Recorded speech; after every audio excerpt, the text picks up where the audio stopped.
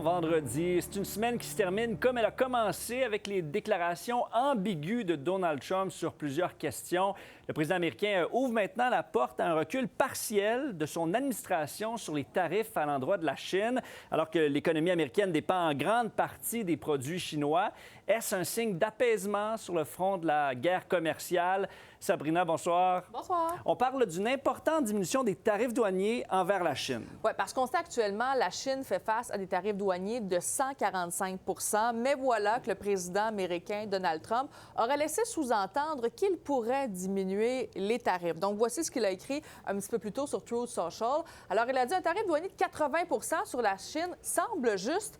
C'est seulement à Scott Bessent de décider. Donc, Scott Bessent, c'est Scott Bessent, qui est le secrétaire du Trésor des États-Unis. Il faut dire quand même que cette publication, ça survient quelques heures à peine avant le début d'importantes négociations cruciales en fin de semaine entre la Chine et les États-Unis. Ça va se passer à Genève, en Suisse. Il va y avoir le secrétaire du Trésor et le représentant américain au commerce qui doivent donc rencontrer le vice-premier ministre chinois.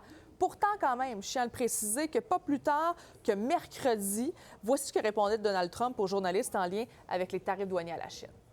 China says in order to have substantive negotiations, you have to bring down your 145% tariffs. Are you open to pulling back your tariffs in order to get China to the negotiating table? No.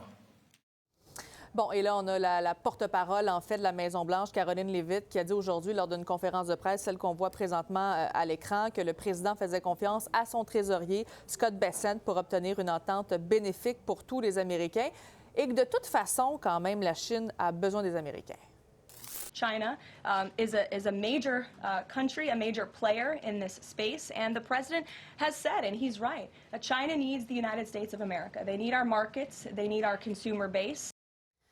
Bon, et justement, en parlant de la Chine, bien le président chinois Xi Jinping, lui, est en Russie aujourd'hui. Il s'est recueilli avec le président russe Vladimir Poutine sur la tombe du soldat inconnu à Moscou. C'était pour l'occasion, en fait, des commémorations des 80 ans de la victoire sur l'Allemagne nazie. Le président du Venezuela, Nicolas Maduro, était également présent. Bon, et là, Sabrina, on apprend que Donald Trump devrait en avoir fini là, avec sa fameuse menace de nous annexer du 51e État. Bien oui, on le sait, depuis avant Noël, il y a cette épée de Damoclès, en fait, qui est au-dessus du Canada. Et même lors de sa rencontre avec Mark Carney, un peu plus tôt cette semaine, eh bien, Donald Trump l'avait répété. Mais là, ici, ce que vous voyez, c'est une entrevue qui a été réalisée par une journaliste du National Post. Et lui, c'est l'ambassadeur des États-Unis, en fait, au Canada.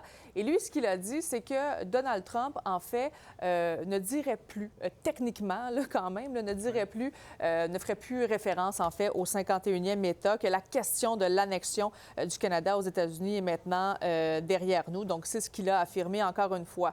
On va le voir on va le croire, c'est-à-dire lorsqu'on va le voir. Donc, il reste à voir. Mais quand même, déjà là, on avance ça du côté de l'ambassadeur des États-Unis au Canada. Ça serait une bonne nouvelle, hein? Qu'on tourne la page là-dessus. Merci beaucoup. Merci beaucoup, Sabrina. Bonne soirée.